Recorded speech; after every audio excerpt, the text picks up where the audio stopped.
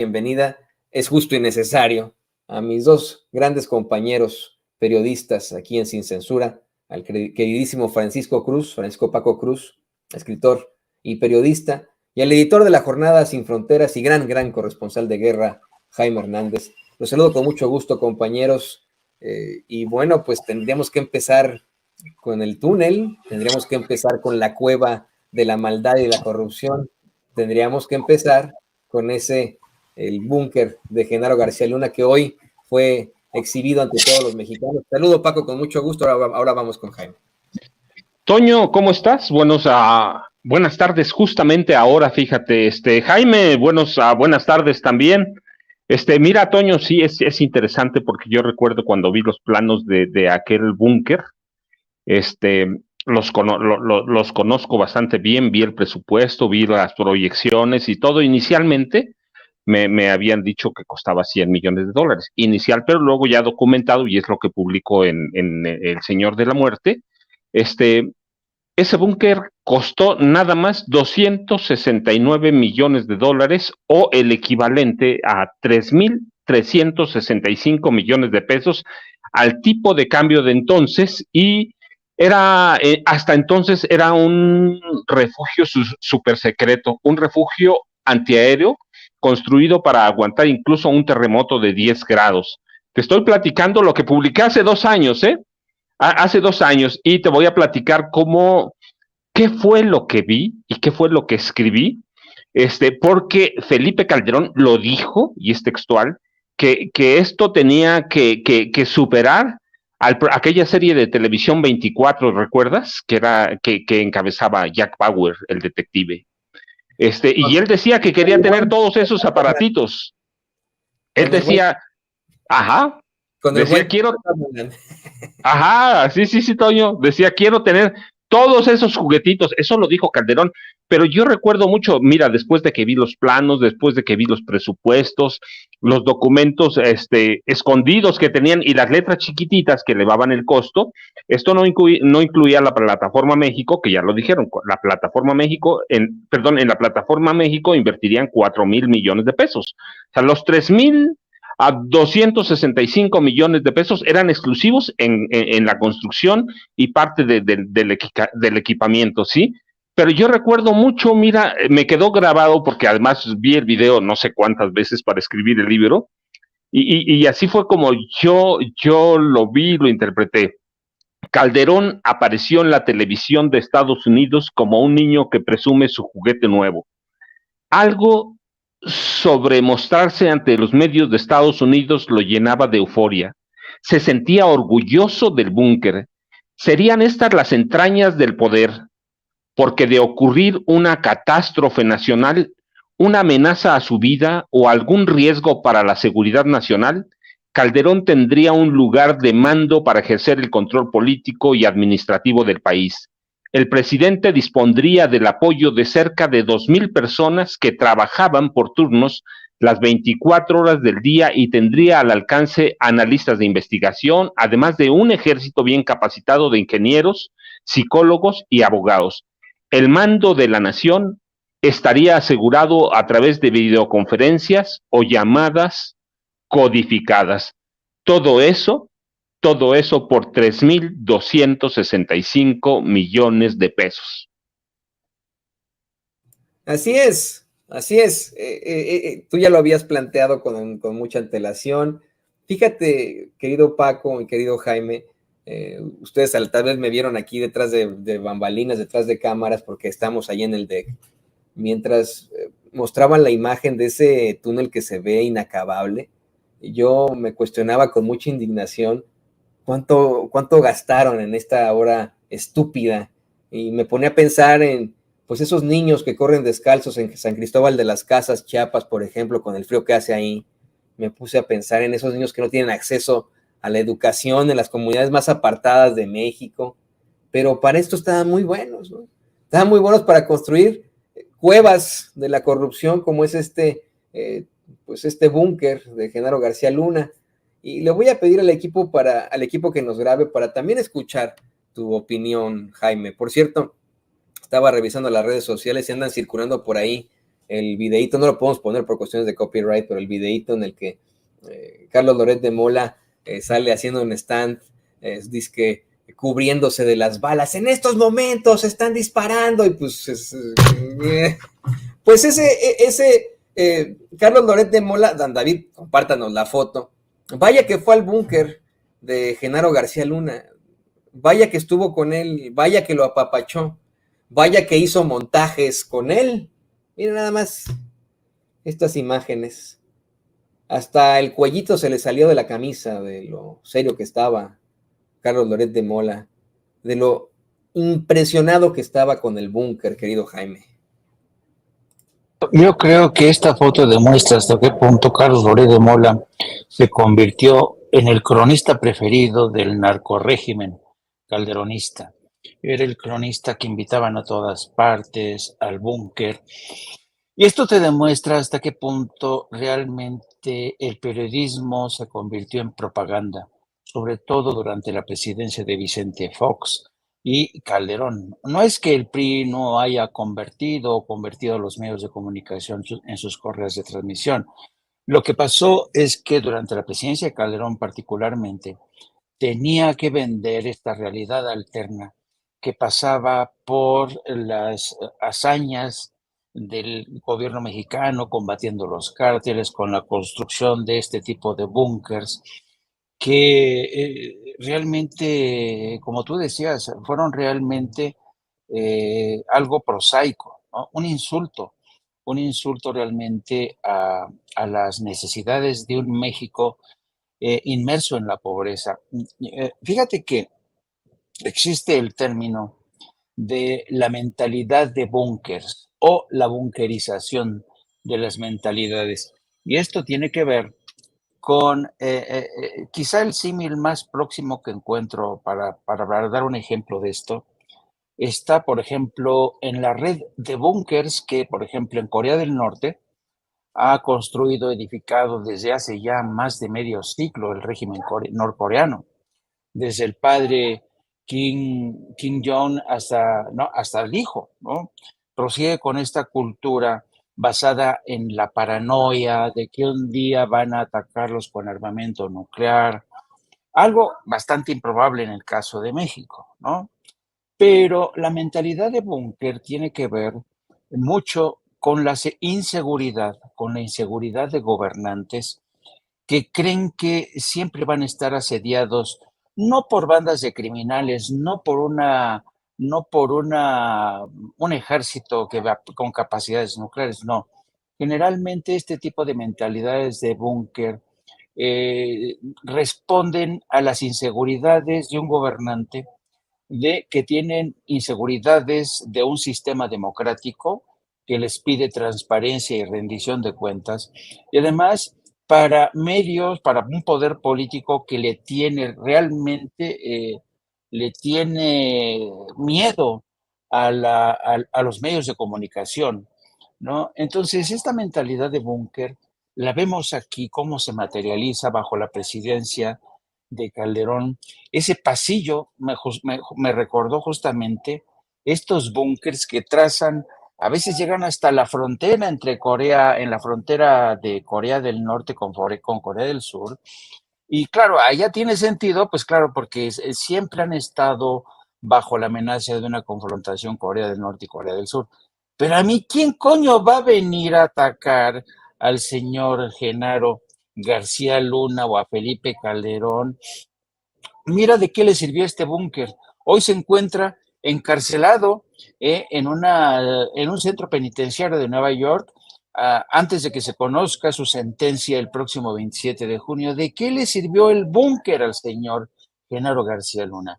Pues seguramente para enjuagar sus arcas personales, para engordar sus cuentas bancarias, lo mismo que las de Felipe Calderón, y también las de Carlos Loret de Mola, Joaquín López Dóriga, Carlos Marín, que se convirtieron en los cronistas de este narcorrégimen. De verdad, es vergonzoso como una prensa colaboracionista en el peor sentido de la expresión, de un colaboracionismo traidor a los ideales del periodismo, traidor a los recursos de una patria que estaba en necesidad para atender a gente más desvalida. Entonces yo creo que este búnker es el símbolo de tantas vergüenzas, es un símbolo del despropósito de lo que tendría que haber sido un Estado pendiente de las necesidades de su enorme población y no al tanto pendiente de los sueños faraónicos de unos cuantos hombres o a las paranoias de Felipe Calderón o a los negocios multimillonarios que dejaron estas construcciones, querido Paco, querido Toño.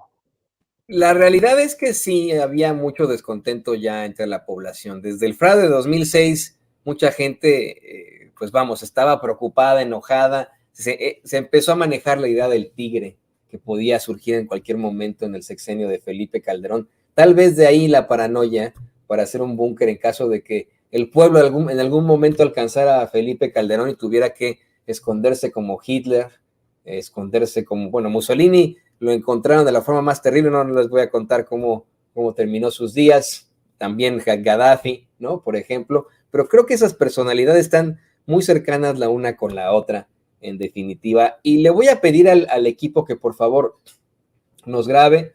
Vamos ahora a presentarles un video muy corto que tomó Vicente a las afueras de este búnker.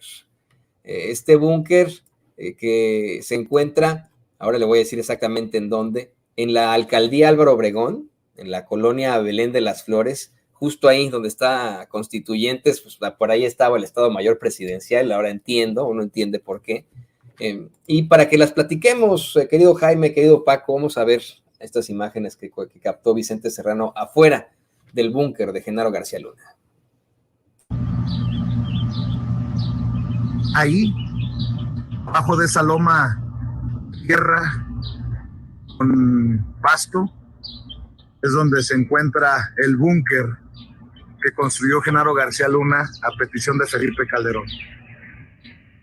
Pareciera que es un jardín, pero ahí está el búnker, el túnel, las pantallas, el centro de conferencias.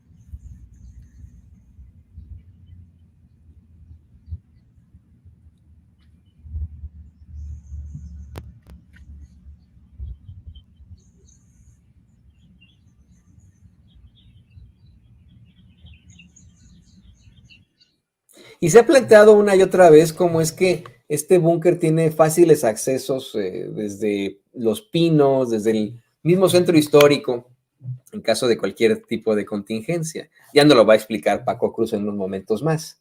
Pero fíjese, ¿no? También cómo es que Vicente exhibe esta parte en la que podemos ver un hermoso jardín, pero debajo había todo un centro de inteligencia supuestamente, en el que yo no entiendo, yo no sé a quién investigaban, contra quién iban, qué tareas realizaban, porque no hubo ningún tipo de resultado en la guerra contra el narco. Esto les duele muchísimo a los seguidores de Felipe Calderón. Una y otra vez andan diciendo por ahí, él mismo lo dio a conocer en una especie de comunicado, que se detuvo a tal cual, fue pura faramalla.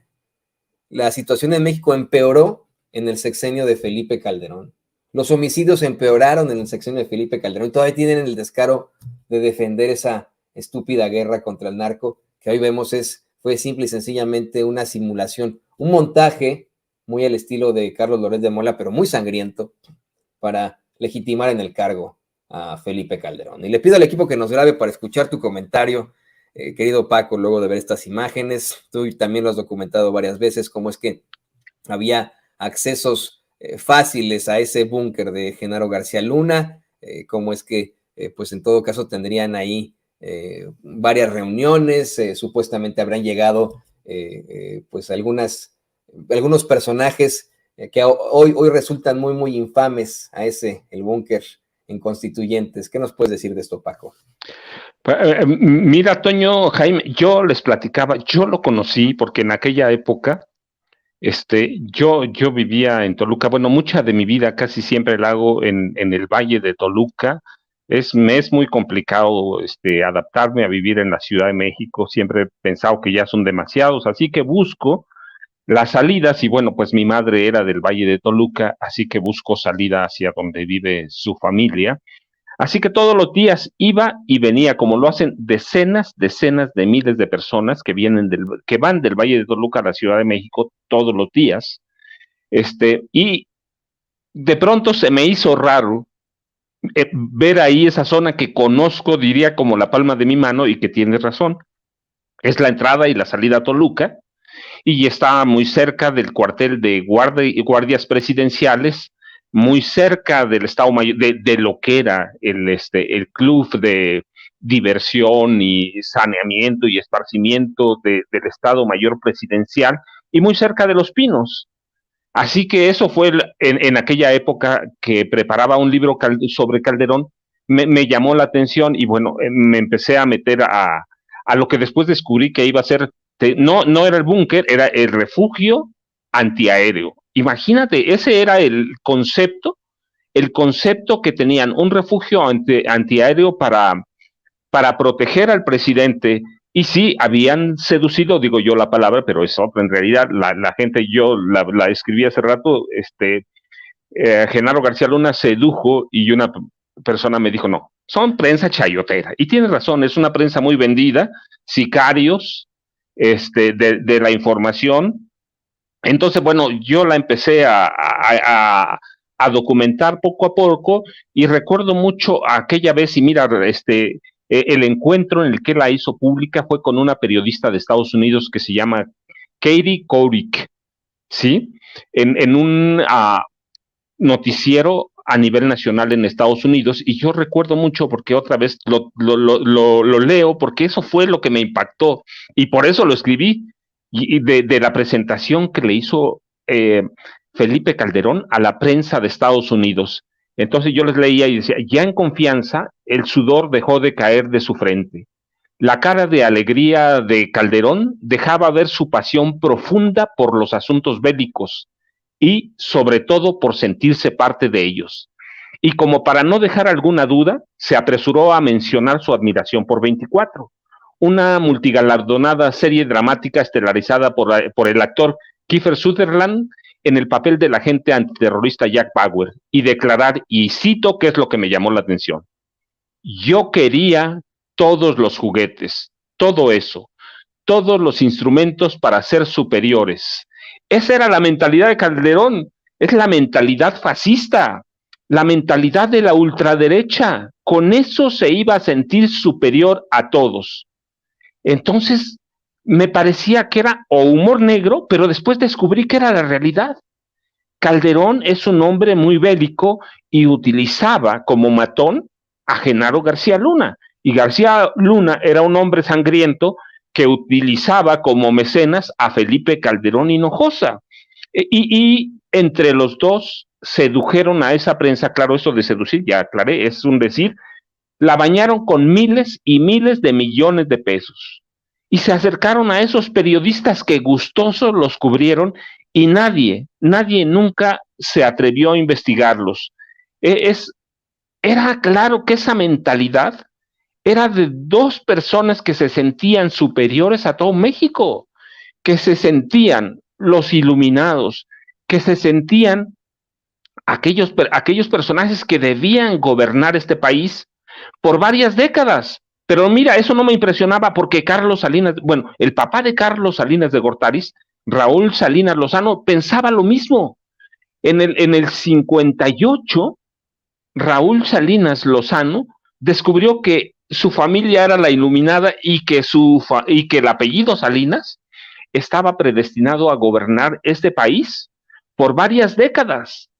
Cuando llegó Carlos Salinas de Gortari a la presidencia, que por fin llegamos. Y Carlos Salinas de Gortari lo que hizo fue eso, imponer un sistema de gobierno o adaptarlo, porque en realidad el que lo impuso fue Miguel de la Madrid Hurtado, adaptarlo muy bien, retomarlo e impulsar una generación de políticos que están todavía bajo su control, como Felipe Calderón Hinojosa. Peña Nieto también es parte de esa generación, aunque Peña Nieto después se peleó con él por otras razones, pero esa era la mentalidad grandiosa, una mentalidad de criminales que tienen miedo de algo. ¿A qué tenía miedo? ¿A una guerra con Venezuela, con Guatemala? ¿A una guerra con Belice? ¿O en definitiva tenía miedo a que lo atacaran sus socios de los cárteles del narcotráfico o socios de los capos de las organizaciones del crimen organizado? Pero yo no veo otra mentalidad más fascista que esa. Ese es el símbolo claro del fascismo mexicano, Toño y Jaime. Y qué infantil, ¿no? Qué infantil de Felipe Calderón de querer tener todos estos juguetes, de tener esta actitud, de construir un búnker que no servía pero para absolutamente algo. De verdad, no había ni siquiera malas relaciones con Estados Unidos. Y algo que me menciona Vicente Serrano en estos momentos es, pinche Calderón, no construyó la refinería, pero se armó de un búnker, ¿no? Imagínense. Dejó Hospitales Cascarón, pero tenía su túnel. Tiene toda la razón, ¿no? Imagínense. Yo quiero insistir con esto porque ya sé que ya platicamos cómo es que es desafortunado ver esta gran tecnología, estos juguetes, como le llamaba Felipe Calderón, cuando pues tenemos un pueblo que sufre. ¿Y qué digo de la refinería, no? La refinería nomás construyó una barda y en efecto hubo gastos millonarios para esa supuesta refinería, además la corrupción. Y ahora sí, le pido al equipo que nos grabe para escucharte, Jaime, ¿con qué cara lo van a seguir defendiendo Carlos Loret de Mola? Bueno, ya no lo hace él, ya ahora ya se convirtió en enemigo y crítico de García Luna, pero ¿con qué cara lo va a seguir defendiendo Ciro Gómez Leiva, Carlos Marín, que aparece en esa foto? La foto que le va a poner David en pantalla es la foto de la infamia, de la absoluta infamia. La foto en la que sale Carlos Marín, Enrique Peña Nieto y Genaro García Luna. Es la foto de la infamia. ¿Con qué cara, después de haber mostrado estas imágenes, después de escuchar lo que planteó el titular de la Unidad de Inteligencia Financiera, Pablo Gómez, sobre las cochinadas de Genaro García Luna, en las que embarra al Partido Acción Nacional, embarra al gobierno de Calderón, embarra al gobierno de Peña? ¿Con qué cara los van a seguir defendiendo, querido Jaime? Pues yo creo que hay que entender la mentalidad de este tipo de personajes como López Dóriga, como Carlos Marín, como Ciro Gómez Leiva. Más que periodistas, hay que decirlo, eran propagandistas. Propagandistas al servicio de un proyecto, y el proyecto se llamaba engrandecer una presidencia que había llegado al poder vía fraude, ¿no? Pero voy a tratar de explicarlo desde otro ángulo. A mí me encantó, de veras que a veces el maestro Paco Cruz encantó ese párrafo que escribió, recordando, y yo también me acuerdo cuando Calderón habla con Katie Couric, que era una de las presentadoras y estrellas de aquella época, y cuando hablaba y citaba el tema de los juguetitos. Yo también quiero esos juguetitos. Mira, esa entrevista con Katie Couric tenía un propósito bastante claro. Demostrarle a Estados Unidos que el dinero que de alguna manera estaba recibiendo México vía Iniciativa Mérida, que era una porquería, o sea, los recursos que se aprobaron bajo la Iniciativa Mérida en el primer tramo no alcanzaron realmente, no habrían alcanzado para ese pinche búnker, ¿no? Sí compraron, y además eran préstamos para que Estados Unidos le vendiera y México comprara helicópteros artillados, armamento militar para atizar una guerra abierta. Bueno, el caso es que de alguna manera el público estadounidense, cuando veía estas imágenes de un gobierno como el de Calderón con un búnker de esta calibre, decían, wow, mira, nuestros recursos te están funcionando, están trabajando, qué buen presidente, ya tiene un pinche búnker ahí para compartir. Porque en la mentalidad de los gringos, que realmente los estadounidenses, pocos estadounidenses realmente conocen bien México, ¿no? Entonces, en la mentalidad de muchos mexicanos, de los muchos estadounidenses decían, no, pobre gobierno de Calderón, está asediado, mira, han construido un búnker para enfrentarse a los bad hombres, ¿no? Entonces, ese tenía como propósito, ahora sí que apantallar a los estadounidenses para que ya no, a Calderón está haciendo parte de su tarea, está trabajando en función de nuestros intereses, no, no, no, wow, ¿no? Y entonces esa tenía la intención. Y los periodistas, por supuesto, tenían la labor de sumarse a esta orquesta de propaganda para decir, no, qué chingones, nadie me ha explicado hasta, y el propio maestro Paco Cruz eh, ha dicho, bueno, yo cuando pasaba ahí, bueno, ¿de qué se trata esto? ¿Un búnker de qué? ¿Contra ataques nucleares? O contra qué? La verdad era un sinsentido este búnker, pero voy a seguir con el tema de los juguetitos. Mira, generalmente en todas las democracias que tienen un elevado déficit de democracia, de transparencia, lo más parecido a regímenes totalitarios, dictaduras o narcogobiernos, uno de los problemas que tienen es que tienen de alguna manera que demostrar que son gobiernos modernos, ¿no? Entendiendo por moderno que tienen los instrumentos, tienen las herramientas, tienen un búnker desarrollado con antenas parabólicas para detectar incluso si el mal, si los enemigos incluso vienen más allá, si son extraterrestres, no, pinches mexicanos. Ahí tienen sus antenas parabólicas, no, si vienen los pinches marcianos, Genaro García Luna nos va a defender los pinches marcianos. Entonces, a esta gente del gobierno que es tan insegura, que sabe que tiene muchos pecados que esconder, les encanta toda esta faramaya, ¿no? Mostrar que tienen sus juguetitos, ¿no? Pero no les preguntes en materia de sanidad, ¿cómo andan en sanidad? ¿Cómo están los hospitales? No les preguntes en materia de educación. ¿Cómo está el nivel educativo? Siempre México salía entre los últimos países, de acuerdo con este examen que a veces realizaba la OCDE. México siempre entre los últimos, ¿no? Y yo recuerdo muchísimo, a lo mejor esta experiencia como metáfora me sirva para tratar de explicar lo que estoy tratando de transmitir. Yo recuerdo que yo viví cerca casi de un año en los Emiratos Árabes porque anduve cubriendo durante más de un año la famosa guerra del Golfo que tardó mucho tiempo, ¿no? Y una de las cosas que más me sorprendía en países como Arabia Saudita, como los Emiratos del Golfo, Dubái, era que estos países tú podías coincidir en un semáforo con un Ferrari o un Lamborghini y un dromedario, un camello, ¿no? Y entonces decías, ah, ¿cómo? O sea, en un alto puedo coincidir con un camello y un Lamborghini. Y claro, los juguetitos eran los Lamborghinis, los juguetitos, si tú vas a Dubái, son los edificios fantásticos, ¿no? Que se levantan. En Arabia Saudita igual, hay una riqueza que tú dices, pero ¿de dónde sale tanto dinero? Y sin embargo, en Arabia Saudita es un país donde los derechos de las mujeres están jodidos, ¿no?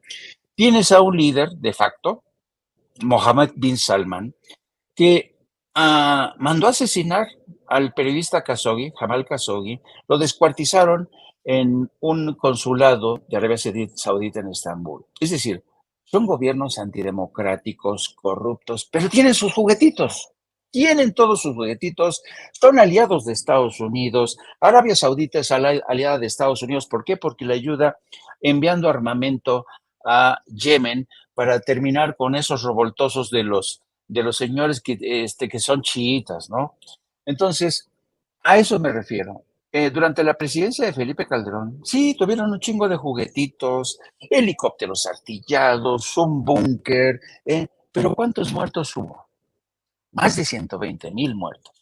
¿Cuántas escuelas se construyeron? ¿Cuántos hospitales? Que no fueran el cascajo, que no fueran solamente, ¿sabes?, la fachada. ¿Cuántos hospitales? Yo me acuerdo que Felipe Calderón, de una de las cosas que más presumía cuando salía al extranjero, es de la guerra que libraba contra los cárteles de la droga y se apoyaba mucho, se respaldaba mucho, no solamente en la prensa nacional, sino que cabildeaba, dedicaba mucho dinero para cabildear en el Washington Post, en el New York Times, para que tuvieran una imagen de un México moderno, que no le tenía miedo a los cárteles de la droga.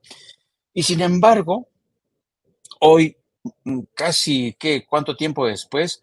Tenemos al principal hombre que encabezó esa lucha contra el narco, acusado por sus vínculos con el narco. Y no solamente eso, nos topamos con un búnker que ¿para qué sirve? Digo, ¿para qué sirve? ¿Y qué utilidad tiene hoy ese búnker que se mamó casi 3,000 millones de pesos? Yo no sé, y francamente a mí ya me resulta insultante que ese gobierno siga defendiendo su legado, y aún más me resulta realmente sorprendente que haya periodistas que no entiendan que esa inversión multimillonaria que supuso derroche, enriquecimiento ilícito de funcionarios que se fueron a esconder, que mandaron su capital a Estados Unidos, que se compraron residencias en Estados Unidos, que utilizaron paraísos fiscales, se enriquecieron los periodistas como Lore de Mola, como López Dóriga. A mí me resulta sorprendente que todavía haya estos periodistas que se vean en la necesidad de defender esas vergüenzas, esa tragedia de la cual ellos fueron también responsables. Así es, yo estoy en la misma tesitura, a mí me parece indignante. Yo no sé con qué cara no he visto todavía porque hemos estado en la absoluta friega en todo el día. Voy a revisar al rato qué dijo Ciro Gómez Leiva en sus espacios, pero no me puedo ni imaginar que pueda seguir defendiendo a su amigo Genaro García Luna. No lo puedo, pero miren, ni imaginar, y que además de todo lo niegue. Le niega una y otra vez a Epigmenio Ibarra que él defendiera o no a Genaro García Luna, pero lo hace abiertamente, lo vemos ahí, lo mismo con pues un personaje verdaderamente lamentable como es Carlos Marín. Y bueno, miren, yo creo que este tema da para muchísimo más y les voy a rogar, queridos compañeros, que por favor pues se mantengan con nosotros, que nos podamos ver más tarde en Sin Censura Nocturno con Vicente, para que analicemos más al respecto. Todavía queda pendiente analizar estas declaraciones de Pablo Gómez sobre el PAN, sobre cómo es que el PAN le transfirió más de 1 millón a una empresa de García Luna, cómo es que dice que una concreta relación financiera entre el PAN y una empresa de este sujeto, y ante el cuestionamiento que le hace Vicente a Pablo Gómez, le dice, bueno, pues mejor ventanilla equivocada, ve a preguntarles a los del PAN si son un narcopartido. Eso lo podemos analizar más adelante aquí en Sin Censura. Mientras tanto, permítanme, por favor, pedirles sus redes sociales, que nos compartan qué va por allá en sus programas en un ratito más. Querido Jaime, empezamos contigo en esto. Gracias, Toño. Gracias, Paco. Pues sí, los invito para que dentro de hora y media aproximadamente se sumen a nuestro canal de No Apto para Cínicos, donde vamos a hablar de esta respuesta bastante interesante del presidente a los congresistas republicanos que piden invadir México, después de que sobre todo el Pentágono y la Casa Blanca hablaron de la imposibilidad de que las peticiones de esos congresistas se hagan realidad. Vamos a hablar de este tema sobre todo, del búnker, y pues muchas gracias. Les pido que nos sigan también a través de nuestras redes sociales, @Jaime Journo, y también síganos también a través de la sección de la Jornada Sin Fronteras de nuestro gran periódico, donde hoy hablamos de la repatriación de decenas de niños que fueron encontrados en el estado de Veracruz por las autoridades del Instituto Nacional de Migración. Los gobiernos de México y Guatemala están realizando una repatriación ordenada de estos menores de edad que fueron hallados, como siempre suele suceder, en un tráiler abandonado. Hablamos de este tema, así es que los esperamos. Es un placer, como siempre, compartir este espacio con don Paco, un gran periodista, y contigo, querido Toño. Un abrazote a los dos. Gracias, querido Jaime. Paco, pues también compártanos, por favor, tus redes sociales. Toño, Jaime, antes de irme, nada más déjenme decirles, cuando García Luna siempre tuvo el sueño de ser J. Edgar Hoover, sí, pero cuando inauguraron el búnker, se sentía Elliot Ness, y decían, si Felipe Calderón es Jack Bauer, entonces García Luna es Elliot Ness, pero bueno, yo los dejo con eso y tiene razón Jaime, hay que ver aquellas declaraciones del presidente, que son contundentes, y la respuesta de anoche de la Casa Blanca que dice no podemos hacer eso. No, pues le da un palo seco a los congresistas republicanos, que son algunos nada más. Así que hay que analizarlo, pero ya saben, @Paco Cruz Jiménez en Twitter, Francisco Cruz Jiménez en Facebook. Un abrazo, Jaime, un abrazo, Toño. Ahí estamos al rato platicando. Y Juan Camilo Mourinho era Perry Mason, ¿no? Está muy buena la serie, por cierto, no se la pierdan, está buenísima esa nueva serie que sacaron. No, la viejita, que también estaba muy buena. De Perry Mason. La nueva, sí, por ahí la he visto ya. Pero muchas gracias, queridos compañeros, los veo al rato.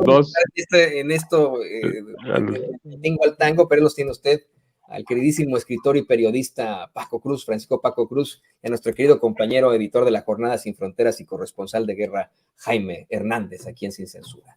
Y le pido al equipo que nos grabe,